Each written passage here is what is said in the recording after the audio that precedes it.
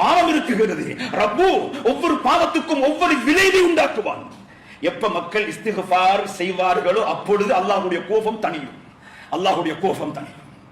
அது எங்கட பெட்டாட பஜாராக இருந்தாலும் இன்றைக்கு நாங்க வியாபார கமிட்டி எல்லா ஊர்களையும் அதுக்கு நிறைய முயற்சிகள் செய்கிறார்கள்.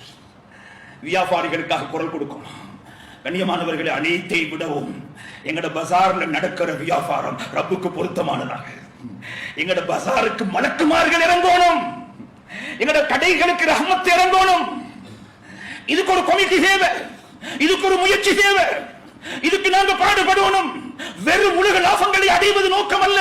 ரப்புடைய சந்தோஷத்துக்காக பிசினஸ், ரப்புடைய சந்தோஷத்துக்காக வியாபாரம், ரப்புடைய சந்தோஷத்துக்காக குடும்ப வாழ்க்கை. இந்த நிலைமை எங்களுக்கு உண்டாகணும். கண்ணியமானவர்களே, அல்லாஹ்வுடைய ஒவ்வொருவர்களும் வித்தியாசமான பாடத்தை படிக்கணும். இன்னைக்கு நாங்க ஒவ்வொரு பஜார்லையும் பார்க்கிறோம், தொழுகை வீதம் ரொம்ப குறைவு. தொழுகை வீதம் ரொம்ப குறைவு. 100 வியாபாரிகள் இருப்பார்கள் என்று சொன்னால் அதில் 30 வீதம் தொழுகையாளிகள், 40 வீதம் தொழுகையாளிகள், 60 வீதம் தொழுகை இல்லாதவர்கள். கடையில வேலை செய்யக்கூடியவர்கள் தொழுகை இல்லாதவர்கள், பாவத்தோடும் முசீபத்தோடும் சம்பந்தப்படக்கூடியவர்கள். ஒவ்வொரு கர்மங்களிலும் நாம் யோசிக்க வேண்டும், சிந்திக்க வேண்டும்.